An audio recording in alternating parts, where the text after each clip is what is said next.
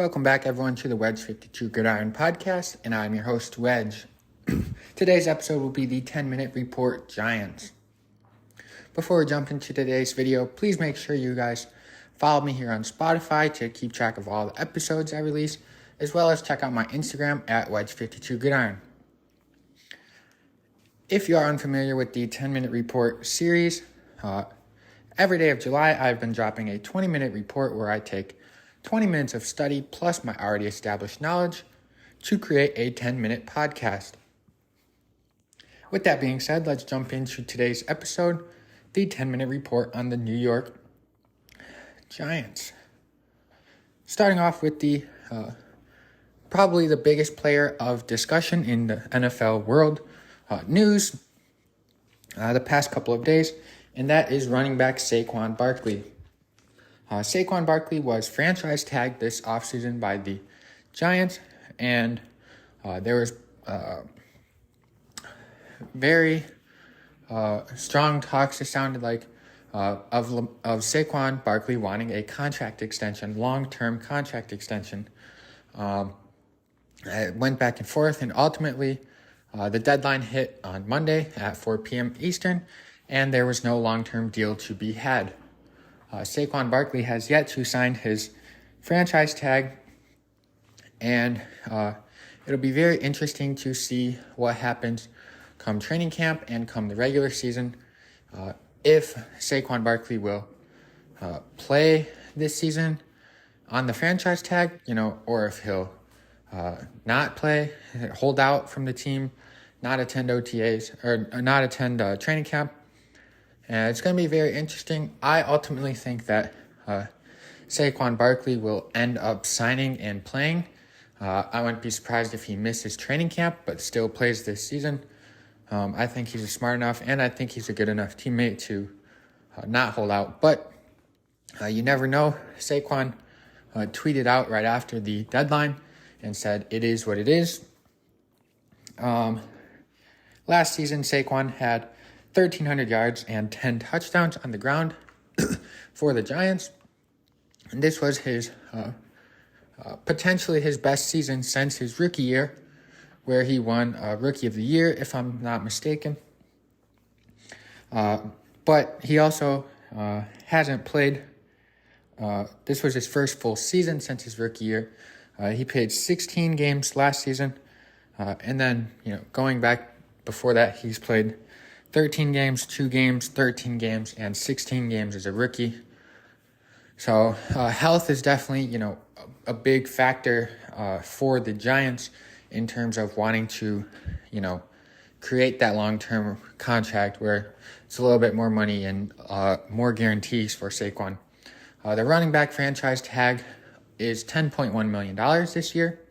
Running backs to make more than $10.1 million in the NFL is only Nick Chubb, Derrick Henry, Alvin Kamara, and Christian McCaffrey. So, Saquon's not leaving himself much room if he's declining offers from the Giants that are, long-term, but around that $10 million a year. So no one knows what he wants. He said he doesn't want to be the top paid back, but, the franchise, $10.1 million, will put him at fifth, tied for fifth. So it's obviously the long-term and the guarantees that he's looking for. Moving on to the quarterback position for the New York Giants, where they did sign Daniel Jones to a long-term contract extension this offseason in a 4-year deal worth $160 million. Last year, Daniel Jones had 3,200 passing yards, 15 touchdowns, and 5 interceptions on 67.2% completion percentage, as well as 708 rushing yards and 7 rushing touchdowns. So a very efficient season for Daniel Jones. He did not have, very many weapons to work with on offense. The wide receiver room was very poor last season for the Giants. Saquon, had a good year, started out really hot, and then kind of, we saw him get a little bit of wear and tear, but still a good season from Saquon. So it's interesting. The Giants are saying that they think Daniel Jones is their guy, at least for the next 4 years. Last season, in the regular season, the Giants were 9-6-1 with Daniel Jones as a starter. And then 1-1 in the playoffs. They beat the Vikings and then lost to the Eagles, who obviously ended up going to the Super Bowl. And in those two playoff games, Daniel Jones had 436 yards, 2 touchdowns, and 1 interception on 62.9% completion percentage. Daniel Jones, while I do think he is an above-average quarterback, he's definitely not in my list of probably top 10 guys. Maybe top 15. I don't know for sure. But, he's getting about $40 million a year.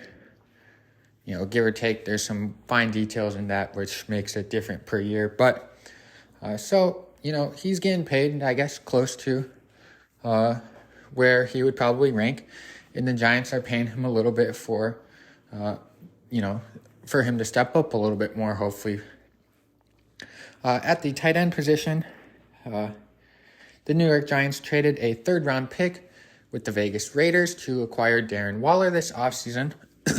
Darren Waller last year had 388 yards and 3 touchdowns in 9 games played. In 7 years in the NFL, Darren Waller has 3,500 receiving yards to go along with 19 touchdowns. Now for, respectable numbers, definitely, but not elite talent numbers. Definitely not up there with the guys like Kels, Andrews, George Kittle, those couple of guys. But Darren Waller did show some flashes 2 years ago of potentially entering that conversation, but he was unable to stay up there with those 3. And then, like I said, their wide receiver room is really weak. They didn't really make too much progress towards that this season.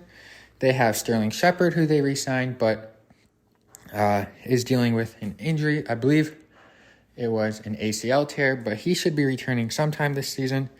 He's had several injuries throughout his career. They have Darius Slayton. They signed Paris Campbell, and they drafted Jalen Hyatt out of Tennessee.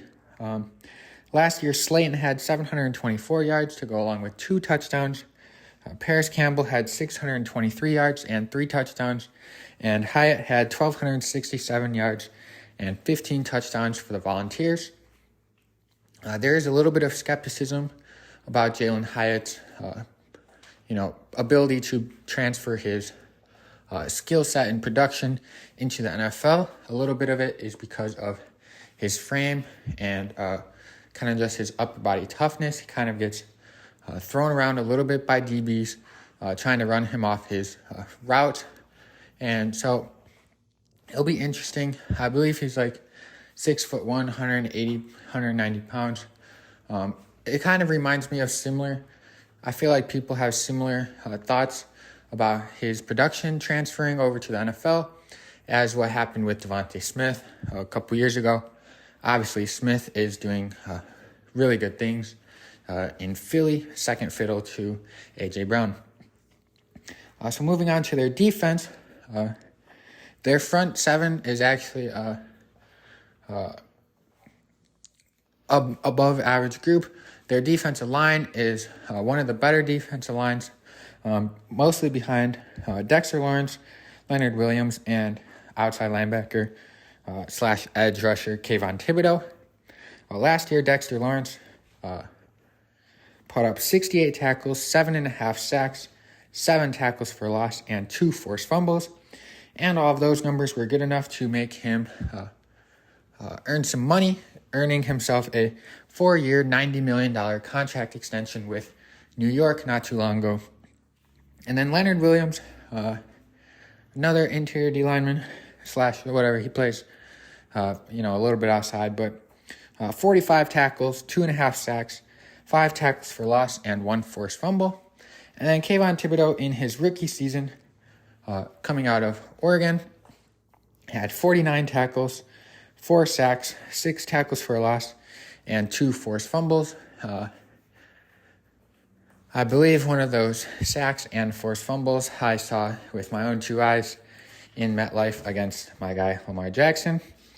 But, so their defense, other than those three guys, is a lot of, mid-level guys. I would not say elite defense, but their front seven, especially their defensive line, is definitely elite. Dexter Lawrence is potentially the, I would say top 5 interior defensive linemen. Just off the top of my head, for sure, Aaron Donald and Chris Jones are better. But then after that, I don't know. He may have the potential to claim that 3 spot. But that's all I have for the 10-minute report on the Giants, which leaves me with just one thing, and that is my record prediction for the 2023 New York Giants, where I predict they will go 9-8. Thank you all for listening. Please make sure to check out all of my other 10-minute reports. Press that follow button here on Spotify, and enjoy the rest of your day. Thank you for listening. Go Ravens.